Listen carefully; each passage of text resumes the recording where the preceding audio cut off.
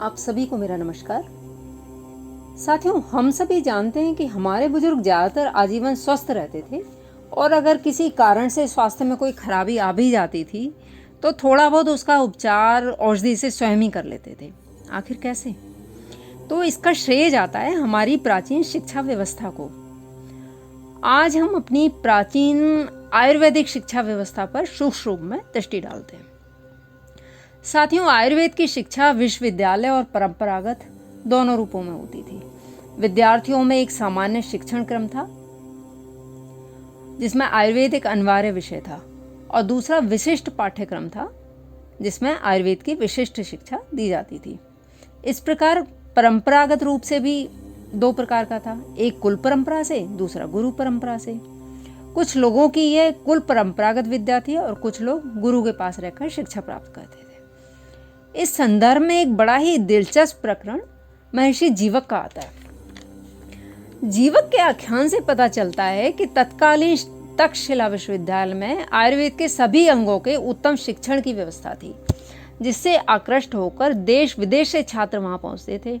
एक महत्वपूर्ण तथ्य यह भी ज्ञात होता है कि उस समय उस विश्वविद्यालय में आत्रेय पुनर्वसु नामक शल्य विशेषज्ञ यानी कि सर्जरी के प्राध्यापक थे, जो कपाल भेदन आदि शल्य कर्मों का शिक्षण देते थे। उपयुक्त वर्णन के अनुसार प्रसिद्ध जीवक नामक शल्य वैद्य बुद्ध तथा बिंबिसार के समकालीन 6वीं शताब्दी में हुआ सिद्ध होते हैं। 6वीं शताब्दी के प्रसिद्ध चीनी बुद्धिस्ट मॉन्क इसिंग ने अपनी यात्रा विवरण में पृष्ठ संख्या 133 में लिखा है, each man is himself the king of physicians and anyone can be जीवक। आचार्य जीवक के बारे में कहा जाता है कि उन्हें 7 वर्षों तक निरंतर श्रम करने पर भी जब शास्त्र का कहीं अंत ना मिला, तब उन्होंने अपने गुरु से पूछा, आचार्य कब इस शिल्प का अंत जान पड़ेगा? आचार्य ने कहा, भंते, खंती लेकर तक्षशिला के योजन योजन चारों ओर घूमकर जो अभेषज यानी कि जो प्रयोग में ना आने लायक हो, देखो उसे ले आओ। जीवक ने वैसा ही किया और लौटकर बोला, आचार्य मैं चारों ओर घूम आया किंतु कुछ भी अभेषज नहीं दिखा। नाना औषधि भूतम जगति किंचित वर्तते। विद्या समाप्ति के अयोध्या अयोध्या पहुंचकर 7 वर्षों से शिरोवेदना यानी कि सिर के दर्द से पीड़ित किसी सेठानी के घर पहुंचकर जीवक ने घृत नस्य आदि औषधियों से उसको स्वस्थ कर दिया। मगध के राजा बिंबिसार का तीव्र भगंदर फिस्टुला रोग उसने एक ही लेप में अच्छा कर दिया। 7 वर्षों से सिरोवेदना से पीड़ित एक सेठ को किसी औषधि से एनेस्थेसिया देकर संज्ञाहीन करके कपाल का भेदन कर उसमें से 2 कृमियों को निकालकर यानी कि मस्तिष्क में से उसके 2 कीड़े निकाले और पुनः सिर को सीकर कुछ दिनों में उसे स्वस्थ कर दिया। वाराणसी आकर आंत्र ग्रंथि रोग से पीड़ित किसी सेठ के लड़के के पेट का भेदन करके उसको स्वस्थ कर दिया। उज्जैनी के राजा प्रद्योत के पांडु रोग यानी कि एनीमिया को कषाय घृत के प्रयोग द्वारा वमन यानी कि उल्टी कराकर ठीक किया। आनंद की सूचना से रुगड़ हुए भगवान बुद्ध को जीवक ने विरेचन यानी कि लूज मोशन लगाकर इस प्रयोग से स्वस्थ किया। संभव है कि जीवक ने कोई ग्रंथ भी लिखा हो जो आज उपलब्ध ना हो और बौद्ध धर्म के साथ साथ पार्श्ववर्ती देशों में पहुंच गया हो। थाईलैंड की वैद्य परंपरा के प्रवर्तक कुमार भच्च माने जाते हैं, वह संभवतः जीवक ही हो सकते हैं। साथियों, थोड़ा आयुर्वेद विज्ञान के चिकित्सा के स्वरूप और उसके विशेषताओं के बारे में दृष्टि डालते हैं कि हम आखिर आयुर्वेद क्यों अपनाएं। ऋग्वेद काल में चिकित्सा परक प्रार्थना अधिक थी और औषधि परक कम थी, किंतु क्रमशः औषधियों का प्रयोग अधिक होने लगा जो अथर्ववेद में दृष्टिगोचर होता है।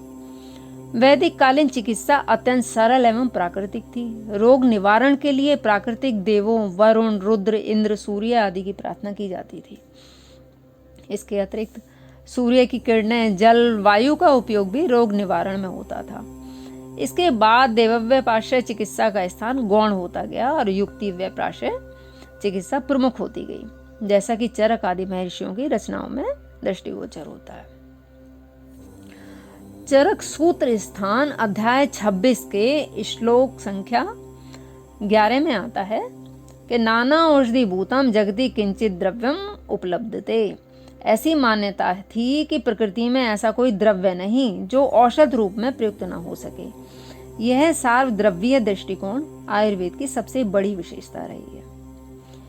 आयुर्वेदीय चिकित्सा की दूसरी विशेषता रही है देह मानस दृष्टिकोण। जैसा कि चरक चिकित्सा स्थान के अध्याय संख्या 3 के 31वां श्लोक में ये आता है कि प्राचीन आचार्यों ने मन के सूक्ष्म भावों के शरीर पर तथा शारीरिक भावों के मन पर प्रभाव का सूक्ष्मता से निरीक्षण कर इस विचार को अपने ग्रंथों में निबद्ध किया तथा रोग निदान और चिकित्सा में इसका उपयोग किया।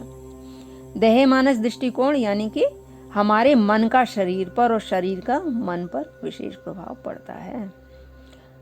तीसरी विशेषता, विभिन्न व्यक्तियों की प्रकृति का विचार कर औषध का प्रयोग करना, यह आयुर्वेदीय चिकित्सा की तीसरी विशेषता है। एक ही औषधि विभिन्न प्रकृति के पुरुषों में भिन्न भिन्न रूप से प्रभाव दिखाती है। अतः प्रत्येक मनुष्य की प्रकृति का निरीक्षण कर औषध का प्रयोग करने का विधान है।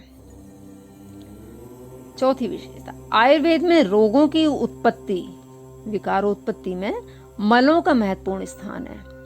अतः चिकित्सा में संशोधन, अगर शॉर्ट में कहूं तो शरीर की शुद्धि का विशिष्ट स्थान है। ऐसी मान्यता है कि संशमन यानी कि औषधि देकर चिकित्सा से रोग दब तो जाते हैं किंतु पुनः अनुकूल परिस्थितियों में कभी भी उभर पड़ते। किंतु संशोधन यानी कि शरीर की शुद्धि के द्वारा मलों का निहरण यानी कि जो जितने भी विकार होंगे वो बाहर हो जाएंगे, तो जो चिकित्सा होती है इससे उसे रोग समूल नष्ट हो जाता है। अतः उसके पुनः उत्पन्न होने का भय नहीं रहता।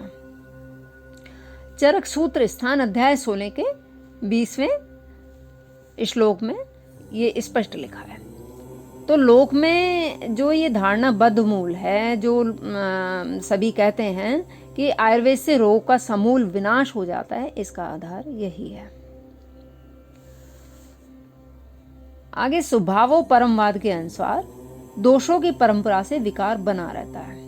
इस शरीर में जो त्रिदोष माने जाते हैं आयुर्वेद के, तो दोषों की परंपरा से विकार बना रहता है। यदि यह परंपरा विच्छिन्न कर दी जाए तो विकार स्वतः शांत हो जाते हैं। इसके लिए निदान परिवर्जन के साथ साथ हितकर आहार विहार की कल्पना भी आवश्यक होती है। यानी कि औषधि के साथ साथ आहार विहार, हम कहाँ क्या खाते हैं और क्या अपनी दिनचर्या अपनाते हैं, उसके ऊपर भी विचार करना आवश्यक होता है, जिससे स्वस्थ धातुओं की परंपरा हमारे शरीर में प्रारंभ हो। वैदिक जीवन अध्याय 16 उसके 36वें 37वां श्लोक में यह दृष्टिगत होता है। इसी कारण आयुर्वेदीय चिकित्सा में पथ्यापथ्य का विशिष्ट महत्व है। बिना इसे जाने कोई वैद्य चिकित्सा में सफल नहीं हो सकता। आयुर्वेदीय मान्यता है कि जो चिकित्सा एक विकार को शांत करे, दूसरे को कुपित कर दे, वह शुद्ध नहीं है।